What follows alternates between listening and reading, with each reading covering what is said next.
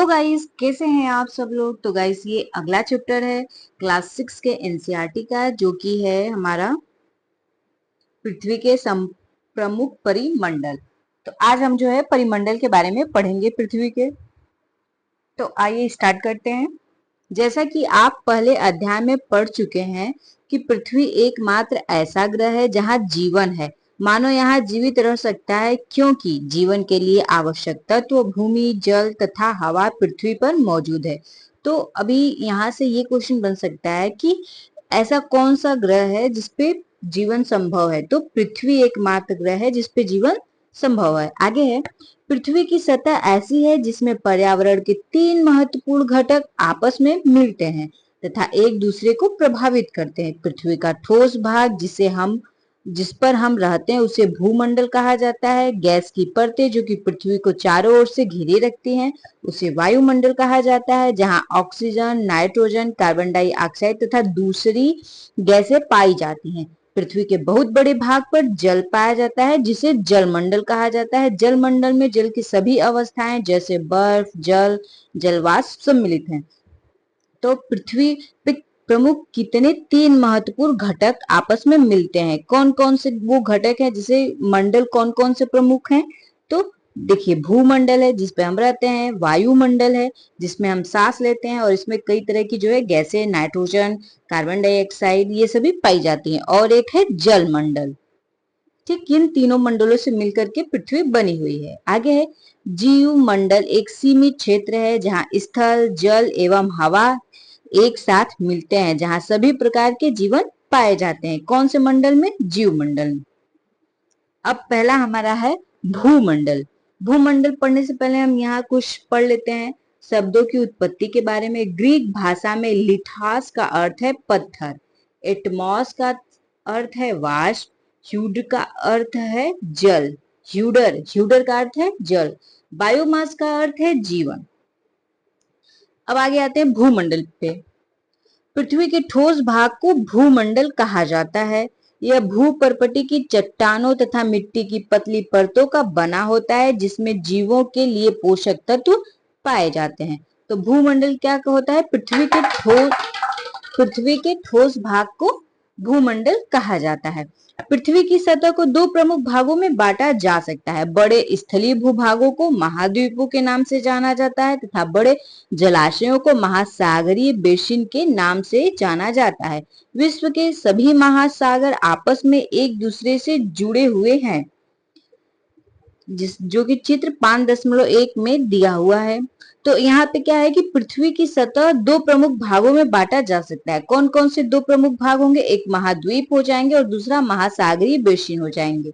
ठीक है, और महासागर क्या होते हैं? सभी महासागर आपस में जुड़े हुए हैं। आगे है, समुद्री जल का तल सभी जगह समान होता है। स्थल की ऊंचाई को समुद्र तल से मापा जाता है जिसे शून्य माना जाता है। ये देखिए यहाँ पे ये हमारा बना हुआ है। एशिया महाद्वीप हो गया, यूरोप हो गया, उत्तरी अमेरिका, दक्षिणी अमेरिका, अफ्रीका और ऑस्ट्रेलिया। सबसे बड़ा महाद्वीप जो है एशिया है और सबसे छोटा ऑस्ट्रेलिया। और ये महासागर, प्रशांत महासागर, ये प्रशांत महासागर हो गया, आर्कटिक महासागर, फिर हिंद महासागर, फिर अटलांटिक द्वीप है, इसको अटलांटिक महासागर भी कहते हैं, दक्षिणी महासागर, और यहाँ पे आर्कटिक महासागर हो गया। ठीक है, अब आगे आते हैं।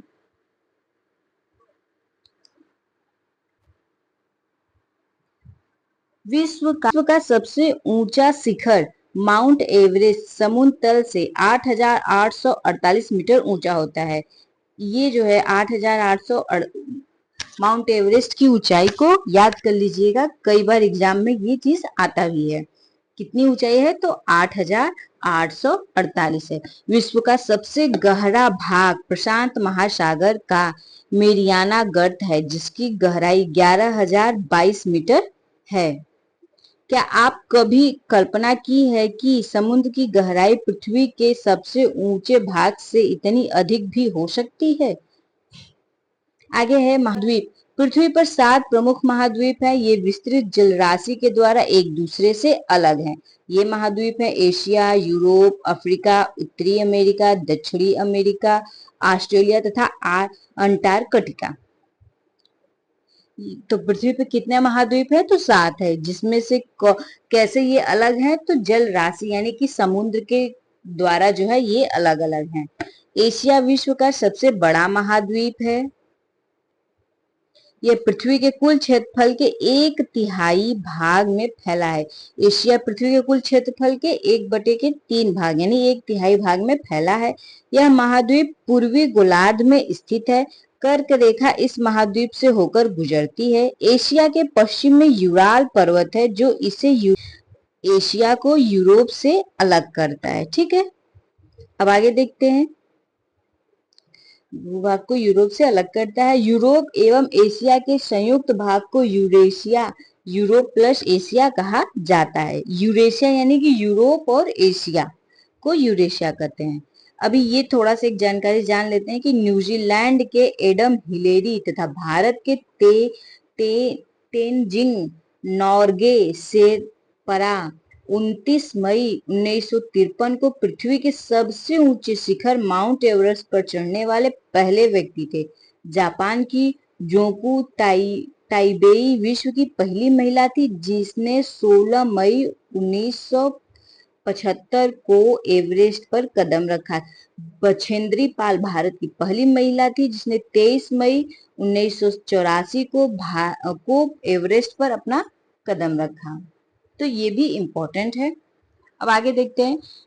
यूरोप एशिया से बहुत छोटा है। यह महाद्वीप एशिया के पश्चिम में स्थित है। आर्कटिक वृत्त इससे होकर गुजरता है। यह 3 तरफ से जल से घिरा है। विश्व के मानचित्र को देखिए एवं इसकी स्थिति का पता लगाइए। अफ्रीका एशिया के बाद विश्व का दूसरा सबसे बड़ा महाद्वीप है। विश्वित वृत्त या जीरो अक्षांश इस महाद्वीप के लगभग मध्य भाग से होकर गुजरती है। अफ्रीका का बहुत बड़ा भाग उत्तरी गोलार्ध में स्थित है। अफ्रीका यही एक ऐसा महाद्वीप है जिससे होकर कर्क, विषुवत तथा मकर तीनों रेखाएं गुजरती हैं। तो कई बार एग्जाम में आते हैं कि ऐसा कौन सा महाद्वीप है जिससे तीनों कर्क, मकर और विषुवत रेखाएं गुजरती हैं? तो वो अफ्रीका महाद्वीप है। ठीक है। सहारा का रेगिस्तान विश्व का सबसे बड़ा गर्म रेगिस्तान है जो कि अफ्रीका में स्थित है। अब यहाँ से क्वेश्चन बन सकता है कि सबसे बड़ा रेगिस्तान कौन सा है विश्व का? तो सहारा है। और सबसे गर्म रेगिस्तान कौन सा है? तो ये भी सहारा रेगिस्तान है। यह महाद्वीप चारों तरफ से समुद्रों एवं महासागरों से घिरा है। आप देखेंगे कि विश्व की सबसे लंबी नदी नील अफ्रीका से होकर गुजरती है। तो विश्व की सबसे लंबी नदी कौन सी है? तो वो है जो नील नदी है।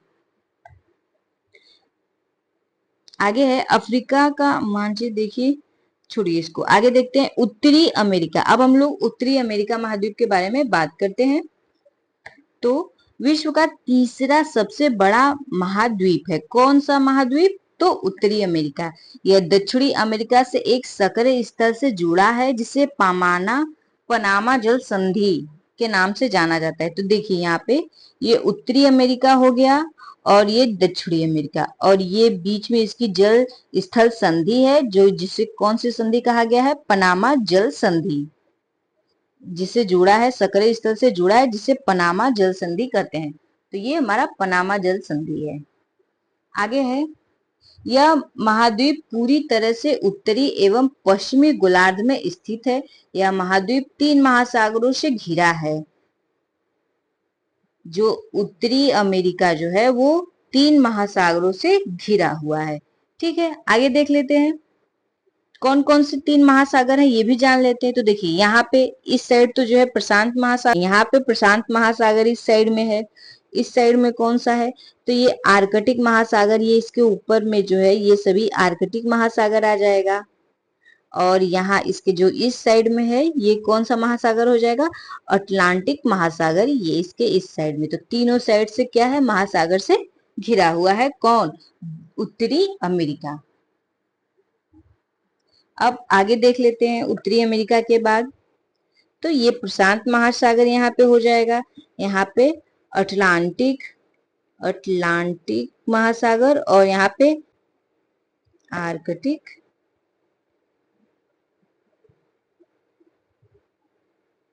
सागर। ठीक है, ये हो गया इसके आर्कटिक महासागर, तीन तरफ से जो है महासागरों से घिरा है। आगे है दक्षिणी अमेरिका का अधिकांश भाग दक्षिणी गोलार्ध में स्थित है। इसके पूर्व एवं पश्चिम में कौन से दो महासागर स्थित हैं? तो इसके जो है पश्चिम में कौन सा है? ये प्रशांत महासागर ही है। इसके सॉरी पश्चिम में, और इसके जो है पूर्व में अटलांटिक महासागर है। विश्व की सबसे लंबी पर्वत श्रृंखला एंडीज इसके उत्तर से दक्षिण की ओर फैली है। एंडीज पर्वत श्रृंखला कहाँ फैली है? इसके उत्तर से, ये दक्षिणी हो गई, और एंडीज पर्वतमाला ये रही, इसके उत्तर से लेकर के दक्षिण तक यहाँ पे फैली है। तो यहाँ भी हम इसको समझ सकते हैं कि ये हमारी जो एंडीज पर्वतमाला है, इस तरह से इसके उत्तर से लेकर के दक्षिण तक फैली है। ये होगी हमारी एंडीज पर्वतमाला, जो कि उत्तर से लेकर के दक्षिण तक फैली है। आगे देख लेते हैं, दक्षिण अमेरिका विश्व की सबसे बड़ी नदी अमेजन, दक्षिण अमेरिका में विश्व की सबसे बड़ी नदी अमेजन बहती है। तो अमेजन नदी कहाँ बहती है? तो दक्षिणी अमेरिका में बहती है। आगे है ऑस्ट्रेलिया विश्व का सबसे छोटा महाद्वीप है, जो कि पूरी तरह से दक्षिणी गोलार्ध में स्थित है। यह चारों तरफ से महासागरों तथा समुद्रों से घिरा है। इसे द्वीपीय महाद्वीप कहा जाता है। अंटार्कटिका एक बहुत बड़ा महाद्वीप है, जो कि दक्षिणी गोलार्ध में स्थित है। अंटार्कटिका क्या है? एक बहुत बड़ा महाद्वीप है, और वो कहाँ स्थित है? तो वो दक्षिणी गोलार्ध में स्थित है। दक्षिणी ध्रुव इस महाद्वीप के मध्य में स्थित है। चूंकि यह दक्षिणी ध्रुव क्षेत्र में स्थित है, इसीलिए यहाँ हमेशा मोटी बर्फ की परतों से ढका रहता है। यहाँ किसी भी प्रकार का स्थायी मानव निवास नहीं है। बहुत से देशों के शोध केंद्र यहाँ स्थित हैं। भारत के भी शोध संस्थान यहाँ हैं। इनके नाम है मैत्री भारती। तो अंटार्कटिका जो है वो क्या होता है कि मोटी बर्फ की चादरों से ढका हुआ है। वहां पे मानव निवास नहीं होता है, मतलब वहां लोग नहीं रहते हैं। वहां पे कई देशों के शोध संस्थान हैं, जैसे कि भारत के दो शोध संस्थान है, एक मैत्री है और दूसरा भारती है। अगला क्वेश्चन है अगला है जल मंडल। पृथ्वी को नीला ग्रह कहा जाता है। पृथ्वी का 71% भाग जल तथा 29% भाग स्थल है। जलमंडल में जल के सभी रूप उपस्थित हैं। इसमें महासागर, नदियां, झीलें, हिम नदियां, भूमिगत जल तथा वायुमंडल की जलवाष्प भी सम्मिलित है। तो पृथ्वी को कैसा ग्रह कहते हैं? नीला ग्रह कहते हैं। इसमें पृथ्वी का जो 71% भाग क्या है? जल है, और 29% भाग क्या है? स्थल है। पृथ्वी पर पाए जाने वाले जल का 97% से अधिक भाग महासागरों में पाया जाता है, एवं इतना अधिक खारा होता है कि मानव के उपयोग में नहीं आ सकता है। शेष जल का बहुत बड़ा भाग बर्फ की परतों एवं हिम नदियों तथा भूमिगत जल के रूप में पाया जाता है।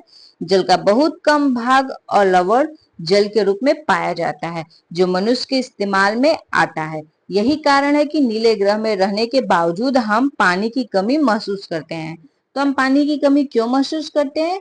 क्योंकि पृथ्वी का जो 97 से अधिक जल है वो कैसा है? खारा है। देखिए यहाँ पे रेशियो भी दिखाया है कि 97% जल कैसा हो गया? खारा हो गया। 2.5% जल है जो कि शुद्ध है, उसमें भी भूमिगत है और हम लोग यूज कर रहे हैं, तो ज्यादा दिक्कत हो रही है। जबकि हम लोग नीले ग्रह पे रह रहे हैं इतना अधिक मात्रा में पानी होने के कारण, क्योंकि वो पानी जो है पीने योग्य, इस्तेमाल करने योग्य नहीं है, काफी ज्यादा खारा है। अब आगे है महासागर। महासागर जलमंडल के प्रमुख भाग हैं। ये आपस में एक दूसरे से जुड़े हुए हैं। महासागरी जल हमेशा गतिशील रहता है। तरंगे, ज्वार भाटा तथा महासागरी धाराएं महासागरी जल की तीन प्रमुख गतियां हैं। तो महासागरी जल की तीन प्रमुख कौन कौन सी गतियां हैं? तो तरंगे, ज्वार भाटा और महासागरी धाराएं। ये क्या है? ये महासागर की प्रमुख तीन जो है शक्ति गतियां हैं। बड़े से छोटे आकार के आधार पर क्रमशः 5 महासागर हैं।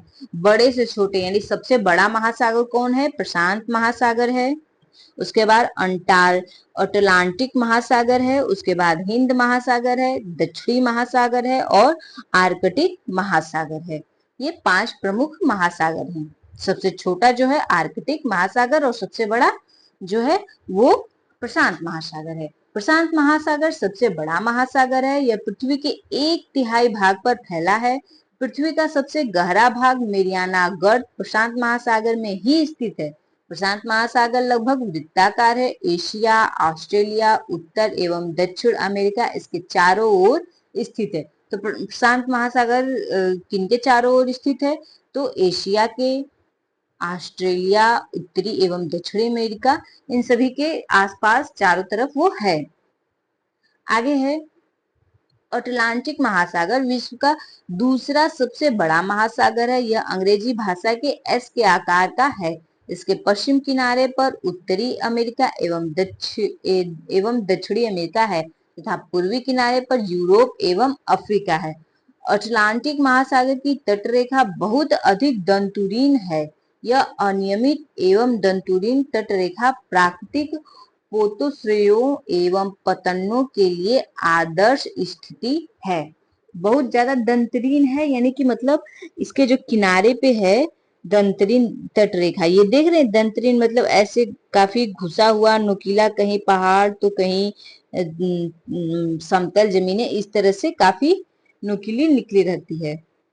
तो ये पोताश्रयों एवं पतनों के लिए एक आदर्श स्थिति बनाती है, मतलब अच्छी रहती है। व्यापार की दृष्टि से ये सबसे व्यस्त महासागर है। तो व्यापार की दृष्टि से सबसे व्यस्त महासागर कौन सा है?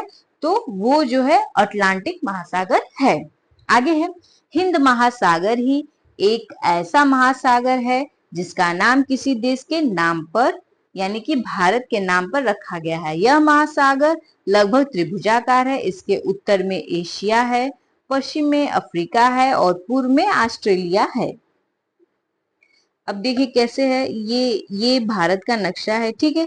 तो अभी अगर हम इसको ले लेते तो ये हो गया यूरोप और ये हो गया हमारा पूरा एशिया, और ये यहाँ पे छोटा सा इसको हटा देते हैं, एक मिनट। ये हो गया हमारा यूरोप और ये हो गया ये एशिया। तो ये जो है ये हो गया हिंद महासागर, ये पूरा हिंद महासागर हो गया। तो हिंद महासागर, इसके उत्तर में एशिया है, तो ये हिंद महासागर के जस्ट उत्तर में एशिया है। पश्चिम में कौन सा है? तो अफ्रीका, यहाँ नीचे ये अफ्रीका हो जाएगा, पश्चिम में अफ्रीका हो गया।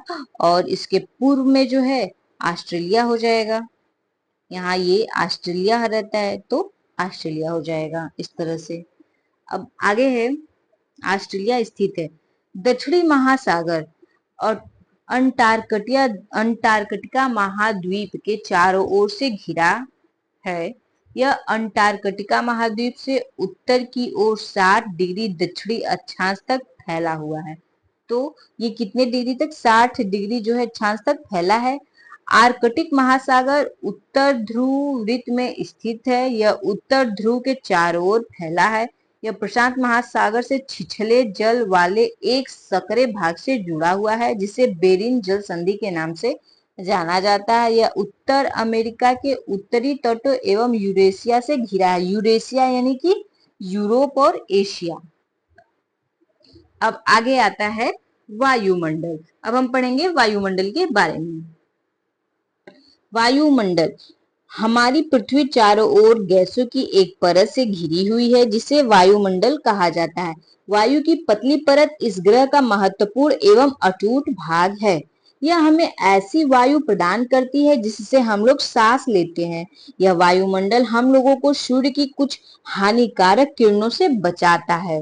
हानिकारक किरणें जैसे पराबैंगनी किरणें जो आती है तो उनसे क्या करता है? हमारी रक्षा करता है। वायुमंडल 1600 किलोमीटर की ऊंचाई तक फैला है। वायुमंडल को उसके घटकों, तापमान तथा अन्य के आधार पर 5 परतों में बांटा जाता है। इन परतों को पृथ्वी की सतह से शुरू करते हुए क्षोभ मंडल, पहला जो मंडल आता है उसे कौन सा मंडल कहते हैं? क्षोभ मंडल, समताप मंडल, मध्य मंडल, आयन मंडल और बहिर्मंडल कहा जाता है। जैसा कि यहाँ पे फिगर देख सकते हैं, सबसे पहले कौन सा मंडल है? क्षोभ मंडल, उसके बाद समताप मंडल है, उसके बाद मध्य मंडल और फिर आयन मंडल और लास्ट में बहिर्मंडल। तो क्षोभ मंडल में क्या होता है? एक मिनट, इस चीज थोड़ा इंपॉर्टेंट है। तो क्षोभ मंडल में क्या होता है? मौसम परिवर्तन होता है।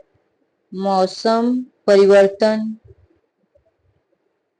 जो मौसम परिवर्तन होता है, बादल वगैरह बनते हैं, वो कौन से मंडल में बनते हैं? क्षोभ मंडल में। वायुयान जो उड़ता है वो भी किस में उड़ता है? क्षोभ मंडल में। बैलून उड़ रहा है जो कि एयर बैलून, ये भी किस में? क्षोभ मंडल में। अब समताप मंडल में आते हैं। समताप मंडल में क्या होता है? समताप मंडल में जो ध्रुव केतु आते हैं, छोटे क्षुद्र ग्रह, क्षुद्र ग्रह, जो टूटता तारा, जो ये सब आते हैं, किस में आते हैं? ये समताप मंडल में है, ये आकर के नष्ट हो जाते हैं। ठीक है। अब उसके आगे देख लेते हैं मध्य मंडल में। मध्य मंडल में क्या रहता है? मध्य मंडल में जो हम लोग अपना सैटेलाइट वगैरह भेजते हैं, वो किस में जाता है? वो मध्य मंडल में ही जाता है। या जेट विमान जो है, जो जेट विमान, वो किस में रहता है? मध्य मंडल में रहता है। आगे आयन मंडल में क्या होता है? सैटेलाइट जो हम लोग छोड़ते हैं, इसमें रेडियो तरंगे जो रहती हैं, रेडियो तरंगे किस में रहती हैं? ये आयन मंडल में रहती हैं। आयन मंडल में, क्योंकि यहाँ पे जो है आयन पाए जाते हैं, पॉजिटिव चार्ज यहाँ पे मिलता है, इस कारण से हम आयन मंडल कहते हैं। लास्ट में जो होता है, एकदम लास्ट, वो बहिर्मंडल हो जाता है। जो रॉकेट वगैरह छोड़ते हैं, वो भी किस में जाता है? मध्य मंडल में जाता है। ठीक है। अब आगे देख लेते हैं बहिर्मंडल कहा जाता है। उसके बाद है वायुमंडल मुख्यतः ऑक्सीजन एवं नाइट्रोजन का बना है, जो कि साफ एवं सूक्ष्म हवा का 99% भाग है।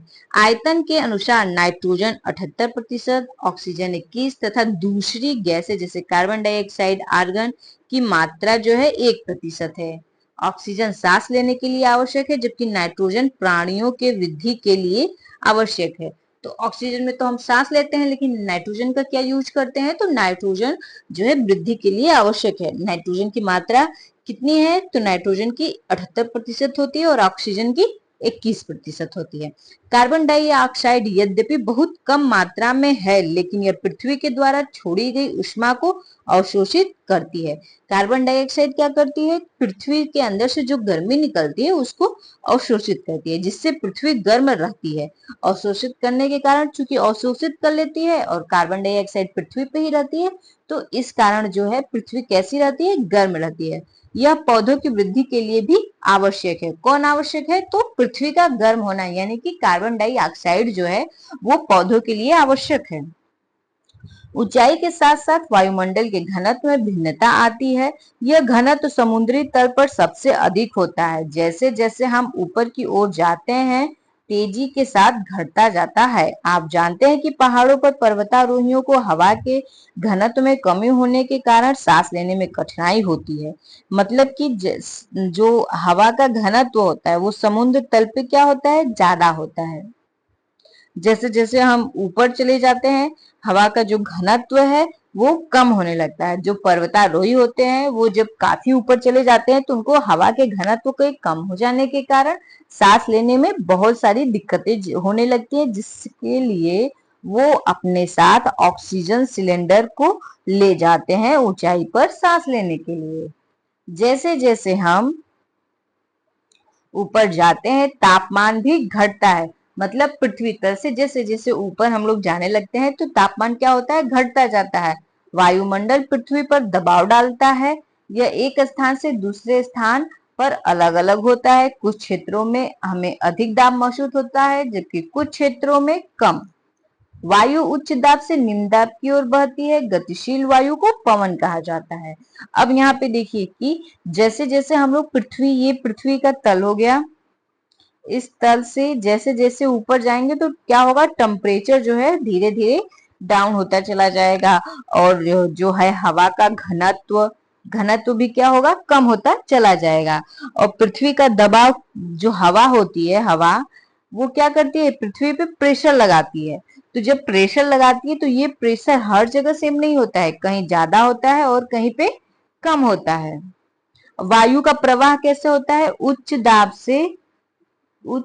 से निम्न निम्न दाब की ओर हवा बहती है। उच्च दाब यानी कि जहां पे वायु दाब बहुत ज्यादा होता है वहां की हवा जो है पास होती है। जैसे यहाँ ये एरिया उच्च दाब का है, यहाँ पे वायु का जो है प्रेशर काफी ज्यादा ऊपर से लग रहा है, तो यहाँ जो नीचे मौजूद हवा है वो जिस एरिया इससे इस साइड का जो एरिया है यहाँ पे कम प्रेशर लग रहा है, तो वो क्या करेगी, यहाँ पे आ जाएगी। यहाँ पे कम प्रेशर है तो यहाँ की हवा जो है इधर आ जाएगी, मतलब ये निम्न दाब। उच्च दाब से हवा क्या होगी, हमेशा निम्न दाब में आएगी।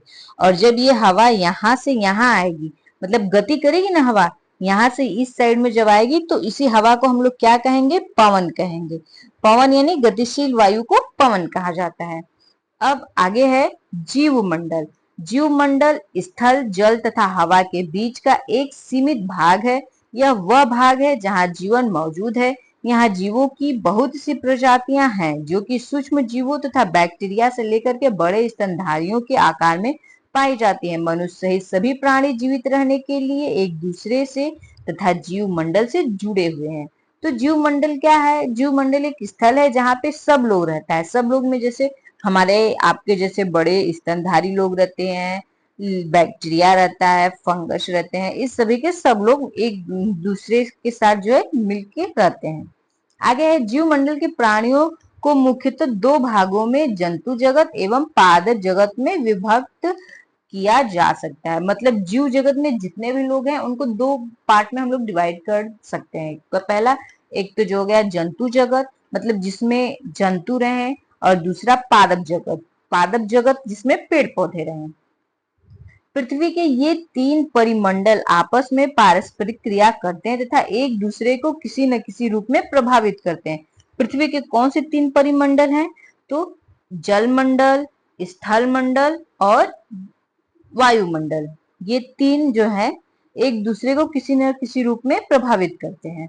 उदाहरण के लिए लकड़ी तथा खेती के लिए वनों को काटा जाए तो इससे ढलुआ भाग पर मिट्टी का कटाव तेजी से होने लगता है। इसी प्रकार प्राकृतिक आपदाएं जैसे कि भूकंप से पृथ्वी की सतह में परिवर्तन हो जाता है। हाल ही में सुनामी के कारण अंडमान एवं निकोबार द्वीप समूह का कुछ भाग पानी में डूब गया। झीलों तथा नदियों में दूषित पदार्थों के प्रवाहित होने से उनका जल मानव के इस्तेमाल के लायक नहीं रह जाता है। जल एक दूसरे जीवों को भी नुकसान पहुंचाता है। मतलब ये तीनों जो मंडल हैं इनमें अगर किसी भी तरह का छेड़खानी की जाएगी तो पूरा सभी को इससे प्रभावित होना होगा। जैसे कि पेड़ काट दे रहे हैं लकड़ी के लिए, अगर पेड़ को काट देते हैं तो उससे क्या होता है, जो भाग थोड़े ढलुए होते हैं, मतलब झुके हुए होते हैं, वहां की मिट्टी का कटाव तेजी से हो जाता है। प्राकृतिक आपदाएं आने लगती है, जैसे भूकंप आ गया, तो भूकंप आने से क्या होता है कि बहुत सारी दिक्कतें होती है। भूकंप आने से सुनामी आई थी जिससे अंडमान निकोबार द्वीप समूह का जो है बहुत सारा भाग डूब गया। मनुष्य की एक्टिविटी के कारण जो है गंदा पानी निकलता है जो कि नदियों और झीलों में जाता है, जिससे कि वहां का भी पानी दूषित होता है और वहां के भी जानवर या जो भी उन पानियों का इस्तेमाल करता है वो भी प्रभावित होते हैं। आगे है उद्योगों, तापीय विद्युत संयंत्रों तथा गाड़ियों का उत्सर्जी पदार्थ वायु को प्रदूषित करता है। कार्बन डाइऑक्साइड वायु का एक महत्वपूर्ण घटक है, लेकिन कार्बन डाइऑक्साइड की मात्रा में वृद्धि के कारण पृथ्वी के तापमान में वृद्धि हो रही है। इसे भूमंडलीय तापन कहा जाता है। भूमंडलीय तापन क्या है, तो पृथ्वी के तापमान का बढ़ना ही भूमंडलीय तापन कहलाता है।